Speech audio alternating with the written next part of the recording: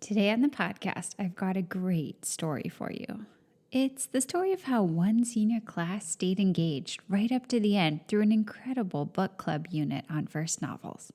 The heroine of this story, who I'm about to interview, is English teacher Caitlin Lohr. She's going to tell you how she captured her seniors' attention and held it. Wait till you hear about her title selections, her book tasting, her pop-up poetry workshops, her book club meetings, and her Poetry Palooza. I think you're going to love this episode. Ooh, one more thing. You'll hear Caitlin mention some special resources she used for this unit from the Lighthouse. If you're listening as this comes out, I want to tell you that the Lighthouse, my teacher membership full of hundreds of creative lessons and projects, is open now until tomorrow night. I'll pop the link in the show notes for you to learn more. Okay, let's dive into Verse Novels with Caitlin. Hey there, I'm your host, Betsy Potash, and one-pagers, project-based learning, and choice reading are my jam. I believe in you, and my goal is to help you explore all the creative possibilities you dream of for your classroom. I'm an educator, a chocolate cake aficionado, a traveler who can't wait to get back to Barcelona, and the kind of mom who brings her own mini makerspace to her kid's classroom when she comes to volunteer. I know this for sure, creativity isn't always easy. As a creative teacher, you get parent calls you treasure, and plenty of sidelong comments you'd rather forget. But here's the bottom line. Creative education can ignite a spark in your students and change their lives forever. You and I know this. You're an innovator, and while it's sometimes hard, it's so worth it. So let's explore the world of creative education together. Welcome to the Spark Creativity Teacher Podcast. Well, welcome to the show, Caitlin. It's so great to have you here. I am really excited to be here, Betsy. Thank you. Let's start with a really quick introduction. Can you tell us a little bit about yourself as a teacher and where you teach? Sure. I teach in Central Illinois, smallish rural town. My school has about 800 kids, and I see about 100 of them every day. So Wow. smallish.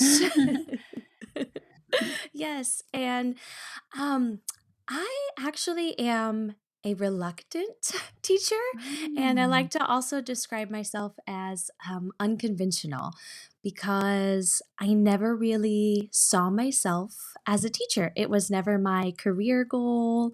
I love stories, I love reading, I love writing, and so I knew I always wanted to do something in that field.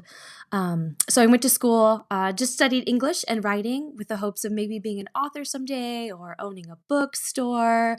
You know, all the fun things with reading. I see myself as like a little Kathleen Kelly from You've Got Mail. So. Becoming a teacher was sort of a reluctant journey for me. And even now, almost 10 years in, I feel like I come to my profession as a reader and writer first and teacher second. So I feel like my classroom and my teaching I really try to reflect what I love about stories and love about writing, and really try to encourage my students to find love in both of those things. Oh, well, that's amazing. I mean, you bring so much to it in that way when you share what you truly love with them. Yes, yes. And I teach high school. I am a former middle grade teacher. I've taught 6th through 12th grade, and I do teach a little bit of college, some future teachers Wow. right now as well. Yes. So kind of all across the board a little bit. Yeah, that's amazing. You've got the perspective of what comes before and the perspective of what they're heading toward. Yes, yeah. Yeah. And right now I teach mostly seniors. So I have a standard English 4 class. I teach creative writing, which is a variety of students, usually sophomores through seniors. And then I also get to teach a really fun science fiction and fantasy course that is for seniors as well. Oh, so cool. So this all got started when we were kind of getting toward the end of the year, and you shared in our Lighthouse community that you had a really successful closing unit with these seniors. And we all know that seniors are not always easy to have a successful closing unit with. So if it's successful with seniors in the last few weeks of the year, you know it's a good unit. So let's talk about this a little bit. You set up novel in verse book clubs. That's what we're going to be talking about. And we all want to hear, how did you get this idea? How did you roll it out? What books did you choose? Give us a little bit of the sort of introductory spiel. Sure.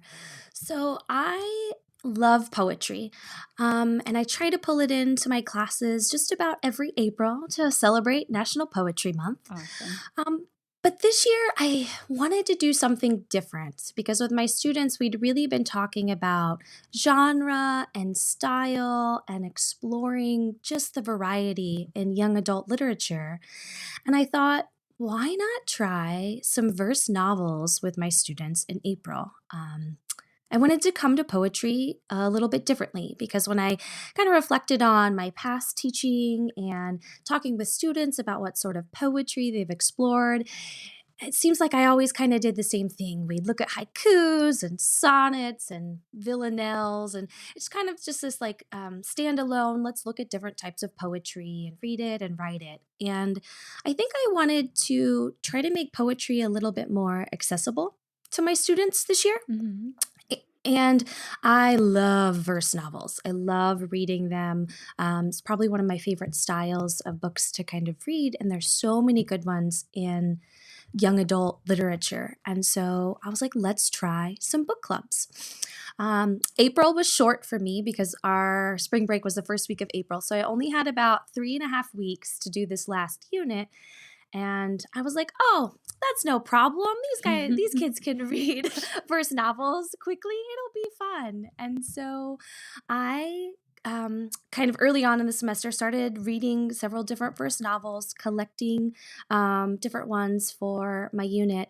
And I came up with 6 titles that I thought would be really great. Moonrise by Sarah Crossan, which is a realistic YA.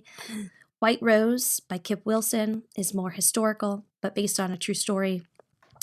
The Truth Project by Dante Medema, which is more realistic and contemporary. Clap When You Land by Elizabeth Acevedo, which is realistic. Solo by Kwame Alexander and Mary Rand Hess, which is also realistic. And then Alone by Megan E. Freeman, which is a dystopian verse novel. And as I had read about 3 of them. I'd read half of them, and the other 3 I had to read through to make sure they would kind of fit and work with what I was thinking about. But they all seem to have themes of identity and figuring out the characters figuring out who they were and their places in the world. And I just thought this would be a great thing for my kids at the end of the school year as they're about ready to graduate and move off into the real world. Like, let's talk about who you've become and who you're becoming while we look at characters and their identity. And so for me, the book clubs, with 3 weeks, I was like, all right, this is a lot to do, but I want to read the books. I want to talk about them. I want to write poetry. How can I all squeeze it in? So I started off with a book tasting, which is one of my favorite things to do in the classroom. I do these usually with different genres as well, but we came back the first day from spring break and I had piles of books all over my classroom and had my students just use the hour to explore the different books they could potentially read. And they had a handout that went with it. So they got the hour to look through the covers, read the synopsis of the book, maybe read the first couple poems, and then look at what stood out to them. What did they notice? What did they like about these stories? And so they wrote all that down on the handout. And then on the back page, I had them choose their top 3 books and tell me why they wanted to read them. And then as I told them, I do my little magic and I put them in groups. So that's kind of how I introduced them to the verse novels was, after I said, hey, it's poetry month, we're going to do poetry. And I got all the groans. And then I said, Little but did they wait. know. Yes, little did they know that it was a different type of poetry. Oh man, I love everything about this. You chose such engaging books, such a wide variety. I love that there were so many different types of options for your kids. And then the book tasting is such a great way to roll it out. They get to experiment, like check out all the different genres, see what they like and feel like they have ownership over their choice. That is really cool. Yes. And it was really important to me that I had a variety of some genres, Hmm. which is a little harder, I think, in verse novels to find in different genres, but they're out there just because we'd been studying genres. And I really wanted students to have choice and ownership over the text they chose. Yeah, I admire that. I want to ask, like, once they chose and you worked your magic and got them all into groups, how did you run the book clubs on the day to day for teachers who want to try this? Like, what does it look like on the day to day? What does it look like week to week? Okay. So I'm really big on routines in my classroom. And especially with this, knowing I only had 3.5 weeks and a lot to fit in, Yeah. um, we also had some standardized testing days kind of in the mix there. Oof. So I had to balance that as well. But I did a balance of reading and workshop days. We did poetry writing days and then our book club days where students discussed. So for me, I did a little backwards planning and knew that, well, I'd like students to meet once a week and talk about it. So I picked those days. I kind of started with the last meeting was going to be the day before our final project, and then worked backwards from there. So I just spaced out kind of three book club discussion days at the end of each week. And then right before that, we took a day where we did some writing of poetry. And then, so those first 3 days were kind of reading workshop days. And now I'm in my school, kind of post COVID, we've had a little kind of no homework policy that we're Mm, experimenting with. mm. Just because we also have a lot of, I think, at risk kids. And so, kind of, they walk through the doors, I call them the portal, and they forget about things they've done. And so, we're really trying to work with them in the classroom, making sure they understand things and are getting work done. So, that meant students couldn't take books home to read or things to work on. And my teaching style is very workshoppy anyway, so we do a lot of work in class, kind of pre COVID and pre this new policy. I was very much like that anyway because I'm a hands on. Let's work on things. Let's talk about it, teacher. Yeah. And so we had reading days where so students would come in and for 50-minute periods we'd be reading the books, but I set it up with reading sprints. So we Oh. would read for like 15 minutes and then timer would go off and then we'd stop and they would pull out their book club packets that they were working on, so questions and things about the stories, about the character. And for about 5 minutes or so, I'd give them some time to work on it. This is where I could conference with students, where we could kind of talk whole class, what's coming up, what questions do you have about poetry? And then we'd shift back to some reading time, work time for another 10 to 15-minute sprint, and then go back to um, kind of working on the packets and asking questions. So that was kind of the forefront of it, was because these were also pretty decently sized books, giving them enough time to read in class, but then also working on the analysis component. And so we'd do about 3 days of reading, and some of my students read faster than others. And so if they finished in 2 days, I told them they could read ahead. They just had to be careful of spoilers with the rest of their groups. Or if there was another book they really wanted to try, they could always read that for some fun too. And then on poetry writing days, I pulled in pop up poetry from the lighthouse because Yay. yes. I was really excited about these lessons this year and the idea of pulling in living poets, and because things like the lipogram and the alliterative poem and their color poems are so different than I think kind of that standard shoehorn of poetry when we think about, well, let's teach classic forms, right? I felt Right. like these were fun and accessible to students. And so we'd have day then where we would just workshop poetry. And I kind of did a mini lesson on whatever it was for the day. So if it was the lipogram, we talked about it, we practiced writing, we listened to some, and then students just wrote. And it was chaos and it was fun because they're just like working with each other and working on poetry and asking questions like, is this really poetry? Does this have to rhyme? And so we got some of that writing in. So then we ended the week with our book club discussion, where then students were able to talk about what they read for the week. They talked about the poetry they wrote, and then they talked about the handout they had completed. So they brought their own questions to the discussion. Wow. Oh, it Yeah. sounds like an amazing unit. I want to just like draw attention to a few of the amazing components just to Yes. reinforce.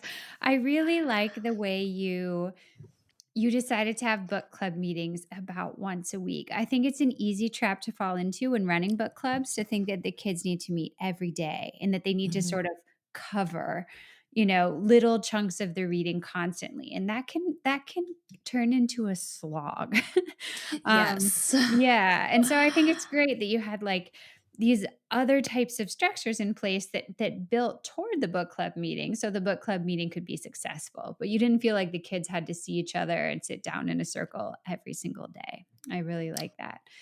I love that you have kind of like this complementary program going of the poetry workshops. It's related, like it's clearly connected to what you're doing, and yet it's different. It provides like creative variety. It gives them a chance to be expressing themselves as well as analyzing the poetry of others. So I love that. And I'm curious, I want to ask about the reading sprints. This is something that I have, seen sort of going around the teacher network, and I'm very interested. Did you think that that was helpful in keeping your kids on task? Yes. I really think it's what kept them from falling asleep in the back corner of the room Yeah. during class. But for for me, like that would have been as a student, that would have been my ideal day, coming in and just spending all hour reading, right? Right. Because my heart, I am a reader, and this I can sit for hours and do that. But I tend to teach a lot of students who they come into my class the beginning of the year and they are self-proclaimed non-readers. They've never Mhm. found a book they like. There's way too many other things in life to do than to pick up a book. And so reading for a whole class period can be really hard for them.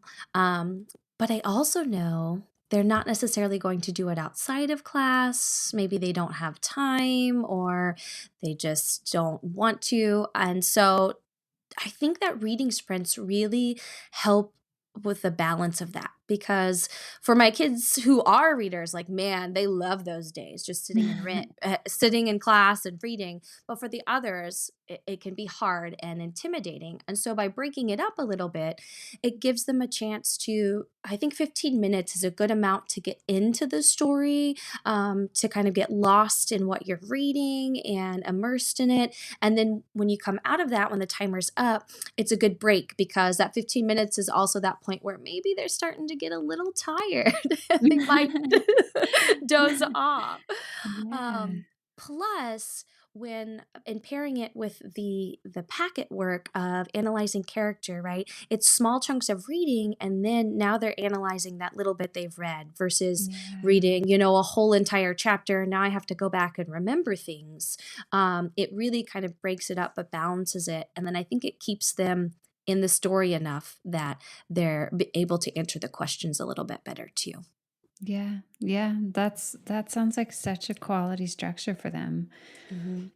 I wanted to ask, sort of as they got into them and as they moved forward, how did they feel about the novels in verse? And were there certain titles that like really stood out that kids just loved? Yes. So when I introduced the unit as being verse and poetry, that I Mm. said earlier, right? I got all the groans and Ooh. ooh, gross poetry, Aw. and so then when they came for the book tasting and they see these novels, and I'm like, now we're only going to have a few weeks to read it, and their eyeballs get big, and they're like, I can't read these giant books, and then they open them up and see that it's poetry. Again, it made it more accessible to them. And my goodness, I questioned myself why I didn't start the year with this because I think this was the most engagement I had Ah, that's from my amazing. students in terms of like class literature. We'd done a few short story, lit circles, and some other things, but they really loved the verse novels because there was something a lot of them said they're like, "I didn't think I liked poetry, but now, like, it's different than I thought. I love this." And so of all the I feel like all 6 books I chose were pretty all the kids who were in the clubs, I don't think anybody read a book they didn't like. They were all very happy with their choices. But what surprised me the most was Alone by Megan E. Freeman. That was the most popular book.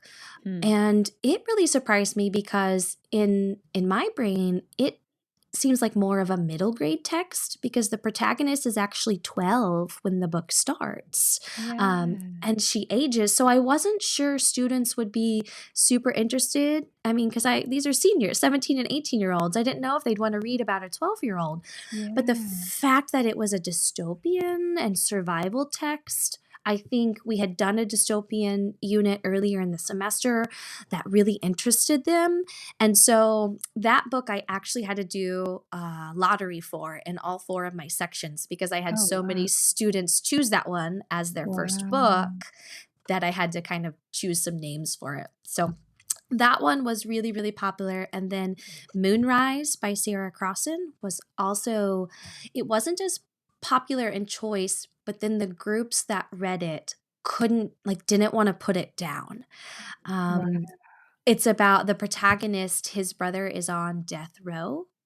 And Mm. so it's about his relationship with his brother, and they're fighting to see if they can get his sentence changed. And it's a very emotional kind of coming of age story. And it was one that everyone, after they finished it, was singing the praises and kind of recommending it to the rest of the class.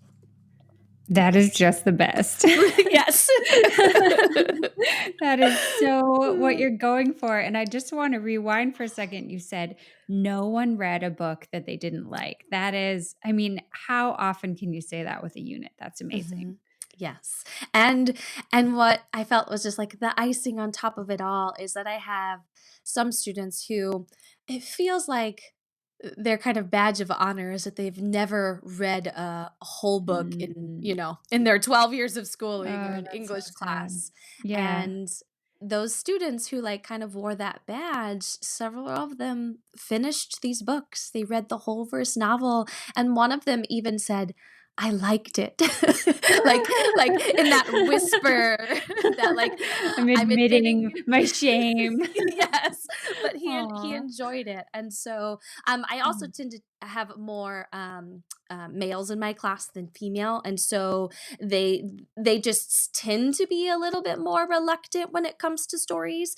And Mm. so when I was choosing these books, again, I tried to be really diverse, not just in character and representation, but also I wanted to make sure that I had a balance of protagonists because I have some boys who might not want to read quote unquote what they call a girly book. And Mm. so I fight that a lot in my classroom, but Yeah. it was really great to have them just say that the majority of my students that they all loved what they read. So Wow, I'm, like, dancing around in my office over here. You can't see me, but I'm, like, smiling from ear to ear. It just sounds amazing. It's so inspiring to hear about. Mhm. I think I mean, overall, it just sounds so positive in every way, but I figured for every teacher, there's usually, like, a few tweaks that you think of as the unit comes to a close. When you think Mhm. about doing this again next year, is there anything you're gonna change and level up just a tiny bit? Yeah. My biggest tweak is that I would love to expand it, make it a Yes. little bit longer. So it was a very quick unit. And while students were able to read the books and write the poetry in the amount of time, I also feel like I would love to have at least another week or maybe even two, just to really be able to soak in the language of the verse, the stories to expand our discussions, because we didn't have a lot of whole class discussions about it. It was more centered in the book clubs, and I would pop around to each book club and talk during the hour. And then at the end of the hour on those days, we would kind of bring it together briefly. But I would love to do a little bit more whole class kind of discussion about it, maybe even pull in a Socratic circle, and the idea of really kind of diving into that theme of identity and how it threaded through all the novels and then connects to their own world. So I think that's one little tweak, is expanding time, but that would Yeah. give us the chance to talk about it more, but also then to talk about poetry more. So I didn't really do a big introduction to verse or what poetry is. We kind of just started off talking, and, what do you know about poetry?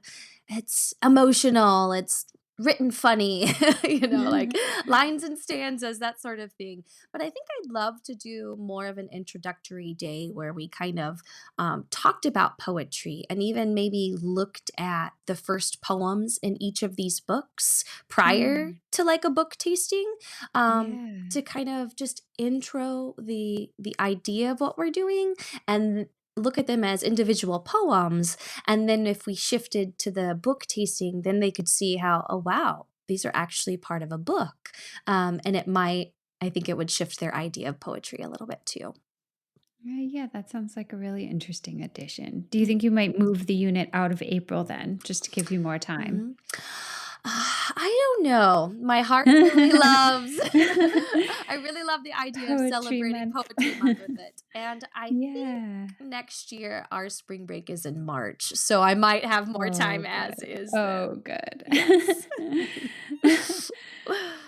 Well, as we're wrapping up, you mentioned that you did some kind of a final project with the book clubs. Can you tell us a little bit about that and how it went? Yes, yes. So, my final project was a Poetry Palooza, and it was a 2-day event of celebrating poetry. So, as students were reading and they worked on book club packets, which were also from the Lighthouse, which I Uh-huh. loved. Aw, And So I was able to edit them and kind of shift them to our needs and what I wanted them to look at. So they would prep some work for their discussion. And then on discussion days, they just brought those with all of their work. And then at the end of the unit, I collected the whole packet, and kind of that was my formal assessment of their kind of sure. analysis. But the final project, I wanted it to be fun. And so it was a 2-day palooza. And on day one, students came in and I did stations again because I love station work. And I had different types of poetry set up around the room. And so this is where I kind of pulled in some of those standard, like we had one table where they got to write haiku, but I had my little haikubes, which Oh, that sounds really yes. fun, Caitlin. They're not mine. I think I found them on Amazon at one point. Awesome. But they're just little cubes that have words on them. And so the idea is they're tactile and kind of using these to help them write some haiku. So we're writing and playing with some haiku at one place. We're one table, I had a ton of paint chips out. So we wrote some paint chip poetry, kind of expanding on the color poetry idea.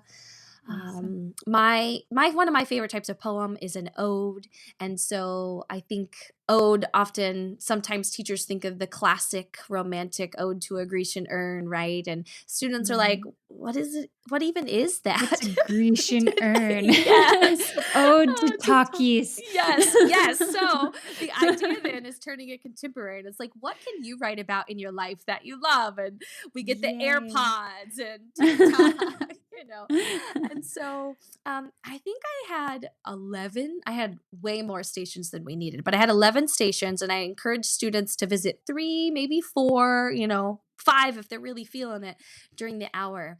And they were just writing different types of poetry. And so rather than me teaching all about it, the directions were at each table. Several of them had fun things to play with. We did some blackout poetry, and they were just writing poetry for fun. I really encouraged them to pull in their life, really think about those themes of identity, but also try to make them fun. And this is your last thing you're doing in English class. What do you want to say to the world? And so that day one, we just did poetry stations and frantically wrote all sorts of poetry. And then the next day, we did a class poetry reading. And students were nervous, but I said, you only have to share one. If it's 2 lines, it's 2 lines. That's fine. And every single student got up in front of the room and read one. Some of them read two. I had a few read three of the poems they wrote. From the day before and from the other pop-up poetry we did. And we just celebrated each other's words. And I actually didn't grade this project. It was just for pure enjoyment of poetry and the reading and the creative writing. And I really think that that's something I will pull in next year because they had so much fun doing that. Wow. Wow, I love this. I want to be a student in your class. It sounds Please. amazing, Thank Caitlin. you. Oh, wow. So my final question, as teachers listening are thinking, okay, where's a pencil? I need to schedule this into my calendar. Yes. Do you have any top tips, things that they should definitely remember? I mean, this whole interview is really a walkthrough, but is there any word of wisdom you want to leave them with? Yes. I think I have two things. The first is have fun with it. Hmm. Poetry can be scary for both students and teachers sometimes, but something about verse novels I feel makes it so accessible to everyone. And while a lot of the books I chose have some heavy, harder themes, um, the emotions of poetry, I think, are so relatable and so real that students approach it differently. And so, but also by pulling in the writing of poetry, right? Just for fun, doing silly Yeah. things and fun things. That's a good balance to maybe some of those hard topics. And so, just remembering to have fun with it. Poetry doesn't always have to be super serious, I think. And Yeah. so when we bring that fun into it, it changes it. So, and then my other piece of advice is to utilize your school library if you have it. So I worked with my school librarian and we were able to order all the books for book club through our interlibrary loan system. So that way I didn't have to buy sets of books or anything like that. We were able to get them on loan and she worked her magic to, check them out to me and some of the other teachers in my department. But then I had about 10 copies of all the books just in my classroom. And by kind of keeping it all in the classroom, students reading there, then I didn't have to worry about books being lost or anything like that. But it was really Yeah. helpful, especially because some of these were newer books and they're so contemporary and relevant, right? In 10 years, they might not be. So I didn't have to buy sets or spend money. We were able to use the library to get these in. And then if students loved some of the other books, I had plenty of extra copies that they could spend time reading some of the other ones if they'd finished, which a lot of them did finish their books early and moved on to their second choice. Yes. So, Yes. yes. Oh, those are such great tips. I love the idea of being able to order them through the library Mhm. because that makes it possible to do this, quite quickly. You don't have Yes. to go fundraising for a grant first. Yes. Yeah, you just have to get Yeah. the titles to your librarian early enough. Yeah. But I do several other book clubs through the year, and that's mostly how I do it is we order books through the library, and it has been a game changer for the ability to integrate book clubs into my classroom curriculum. Genius. Yeah. That is genius, Caitlin. This is all genius. Thank Thank you. you so much. It's Yes. just a pleasure to talk about it with Oh, you. well, thank you so much for having me. I'm excited for other teachers to listen and to try it, and I hope verse novels just kind of explode into the curriculum. Thanks so much for joining us today. As usual, the show notes are waiting to guide you deeper. Just head to nowsparkcreativity.com if you'd like to explore. And remember, the Lighthouse is open until Wednesday at 11:59 p.m. EST. I hope to see you inside. Until next time, take care of yourself and stay creative.